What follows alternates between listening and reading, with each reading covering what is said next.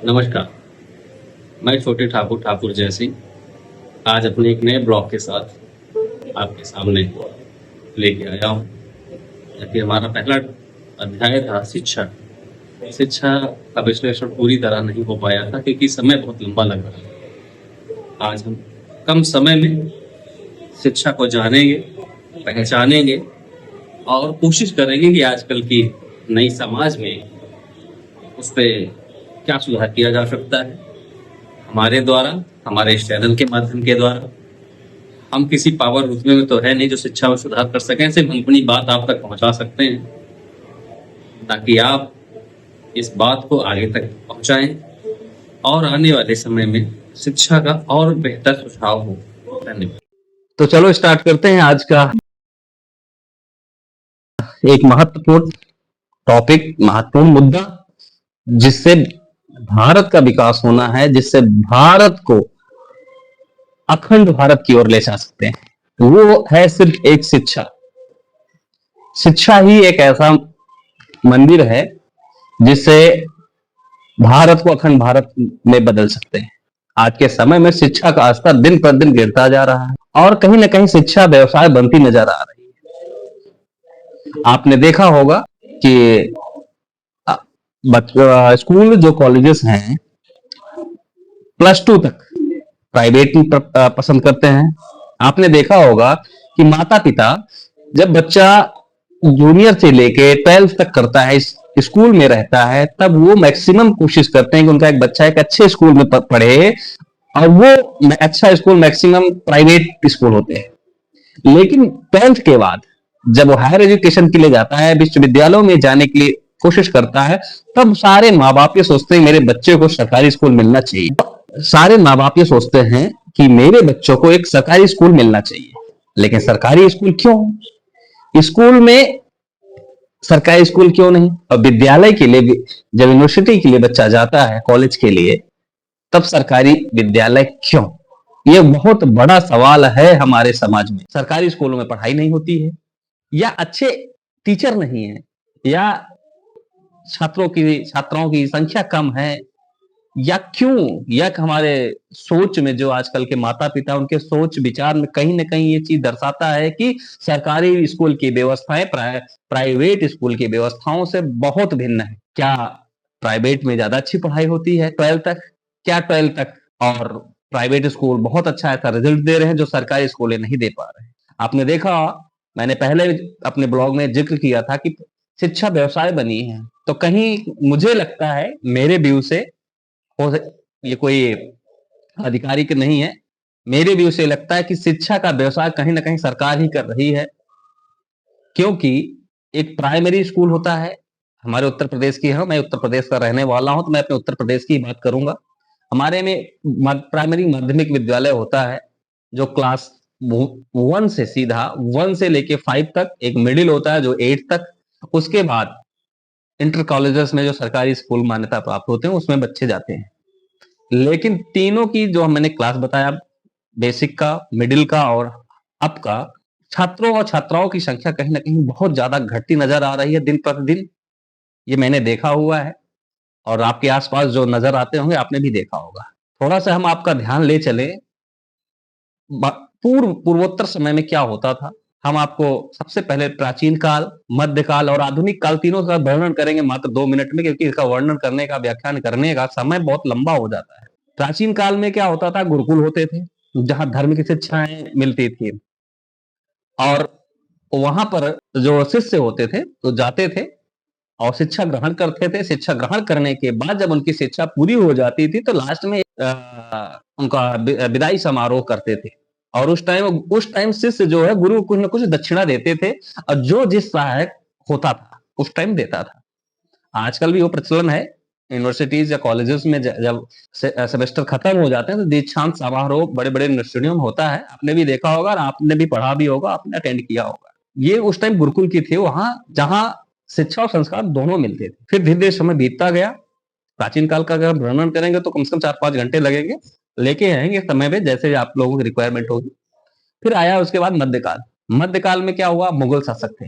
मुगल शासकों ने क्या है, धर्म विरोधी, वो उन्होंने एक धर्म को बढ़ावा देना शुरू किया, और अपने धर्म का प्रचार करने के लिए उन्होंने जगह जगह पे मंदिर बनवाए और मस्जिदें बनवाए, सॉरी मस्जिद बनवाए, मंदिर तो नहीं बनवाया उन्होंने, मंदिर को तोड़वाया उन्होंने, मस्जिद बनवाया और दो मदरसे बनवाए और एक मजहब है मकबरे मजकबे कुछ ऐसा बोलते हैं उनको, जहाँ प्रारंभिक शिक्षा उनकी होती थी, और मदरसों में जो हायर एजुकेशन होता था, वो उर्दू का वर्ड है, मजकबे ऐसा कुछ है, मुझे तो याद नहीं है पूरी तरह। तो ऐसा उस टाइम होता था। उन्होंने फिर धीरे धीरे क्या है, अपने समाज का विस्तार करना शुरू किया और उन मदरसों में भी हिंदू बालक बालिकाएं पढ़ते थे, जाके शिक्षा लेते थे।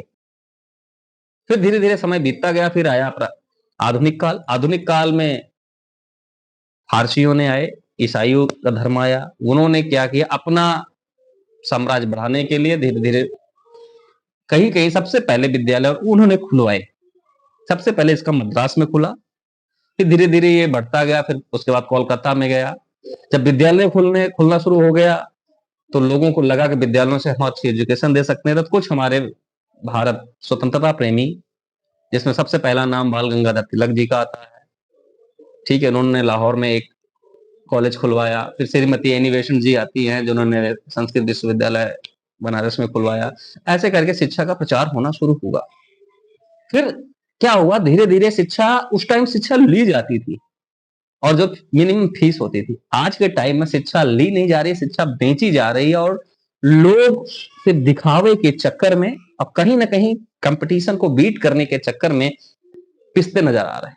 चलिए, जिनके पास पैसे हैं वो प्राइवेट स्कूल में अच्छी एजुकेशन दिला पा रहे हैं, लेकिन जो मध्यम वर्ग का परिवार है, निम्न वर्ग का परिवार है, क्या वो अपने बच्चों को इस तरह की शिक्षा दिला पाएंगे? फिर अगर इस तरह का व्यवसाय अगर चलता रहा तो आने वाले 10-15 सालों में ना जातिवाद और फैलेगा, उग्रवाद और फैलेगा, क्योंकि अच्छी एजुकेशन निम्न वर्ग मध्यम वर्ग के बच्चे ले नहीं पाएंगे, कंपटीशन होगा, वो रिजेक्टेड हो जाएगा। बेरोजगारी बढ़ क्यों रहा है? बेरोजगारी बढ़ने का एक और बड़ा, सबसे बड़ा कारण है ये कि सरकारी स्कूलों में, खासकर स्कूलों की बात कर रहा हूं मैं, विश्वविद्यालय में तो सारे जाना ही चाहते हैं प्लस टू के बाद हायर एजुकेशन, क्योंकि वहां पैसा कम लगता है, लेकिन प्लस टू तक सारे लोग उसमें जाते हैं। लेकिन निम्न का परिवार नहीं जा सकता है।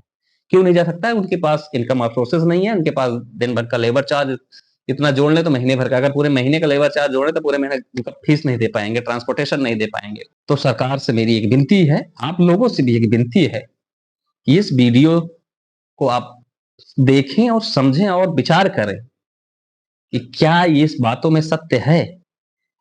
क्या मध्यम वर्ग, निम्न वर्ग का परिवार हायर एजुकेशन नहीं ले सकता? क्यों नहीं ले सकता? अगर सरकार ने ऐसी व्यवस्था बनाई है तो सबको क्यों नहीं मिल रही है? एक समान शिक्षा क्यों नहीं हो रही है? क्यों शिक्षा का स्तर पैसे पे आके रुका हुआ है? जितना अच्छा स्कूल उतनी अच्छी फीस, और जितना लोअर स्कूल उतना लो फीस। तो शिक्षा हमारे समाज आने वाले समय में इतनी ज्यादा पार्शियलिटी हो जाएगी कि हमें आपको इसको बचाना बहुत मुश्किल हो जाएगा।